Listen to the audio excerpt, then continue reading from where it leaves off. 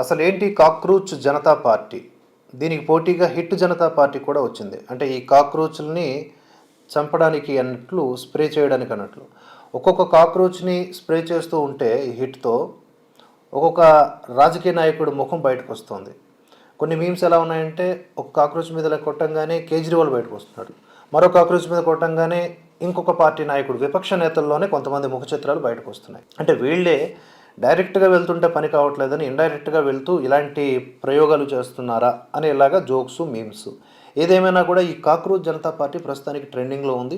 అటు hit Janata party కూడా ప్రస్తుతానికి దీనికి గట్టి పోటీనే ఇస్తోంది. ఇదంతా కూడా ఆన్‌లైన్ వరకే. నిజమైన రాజకీయాలకు పనికొస్తాయా లేదా అనేది ప్రస్తుతానికి అంత ఆలోచించనక్కర్లేదని అనిపిస్తోంది. అయితే ఎక్స్ ఖాతాలో ఉన్నటువంటి కాక్రోచ్ జనతా పార్టీ పేజీ ఏదైతే ఉందో దాన్ని నిషేధించడం మీద శశి థరూర్ గారు, కాంగ్రెస్ నేత శశి థరూర్ గారు విస్మయాన్ని వ్యక్తం చేశారు. ఒక సెటైరికల్గా ఎవరన్నా ఈ దేశంలో రాజకీయపరమైనటువంటి స్పందనలు తెలియజేయొచ్చు. వ్యంగ్యం అనేది అందులో భాగమే. సో ఇలాంటి ఒక ప్లాట్ఫామ్ని ఎందుకు అనవసరంగా బ్యాన్ చేశారు? అదొక అవివేకమైనటువంటి చర్య. ఇప్పుడైనా సరే విపక్ష నేతలందరూ కూడా దీన్ని ఒక అవకాశంగా మలుచుకోవాలి, ఈ దిశగా ఆలోచించాలి. యువత ఎదురు చూస్తోంది ఇటువంటి ఒక ఆల్టర్నేటివ్స్ కోసం అని చెప్పేసి శశి థరూర్ గారు అన్నారు. ఏదైతే బ్యాన్ చేయడం ఉందో దాన్ని ఆయన ఖండించారు. అట్ ది సేమ్ టైం ఈ కాక్రోచ్ జనతా పార్టీకి సంబంధించినటువంటి స్థాపకుడు ఎవరు? అభిజిత్ దీప్కే. ఇతడు కూడా ఆమ్ ఆద్మీ పార్టీకి సంబంధించినోడే.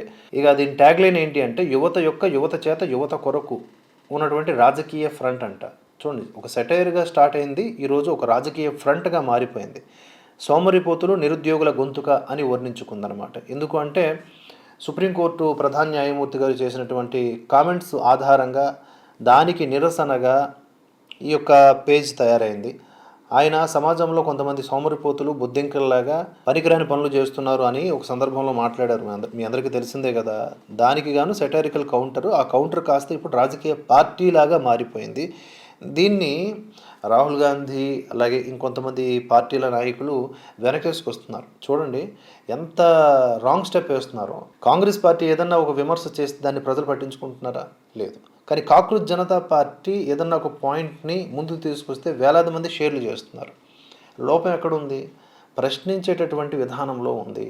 ఇక్కడ సుప్రీంకోర్టు రిటైర్డ్ చీఫ్ జస్టిస్లకు పదవీ విరమణ తర్వాత రాజ్యసభ సీట్లు ఇవ్వడాన్ని నిషేధించాలి, పార్లమెంట్లో సీట్ల సంఖ్యను పెంచకుండానే మహిళలకు 50% రిజర్వేషన్లు కల్పించాలి, పార్టీలు మారే నాయకులపైన 20 ఏళ్ల పాటు నిషేధం విధించాలి.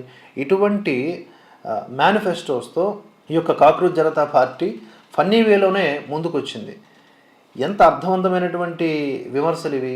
అయితే దీని వెనుక అంతర్జాతీయమైనటువంటి కుట్రలు ఉన్నాయి అని కూడా ఒక చర్చ నడుస్తుంది. దాని గురించి ఇంకో వీడియోలో మాట్లాడదాం. As of now Shashi Tharoor గారు ఖండించటం అండ్ ఈ కాక్రోచ్ జనతా పార్టీ గురించి కొన్ని విషయాలు చెప్పడం ఈ వీడియోని ముగిస్తున్నాను.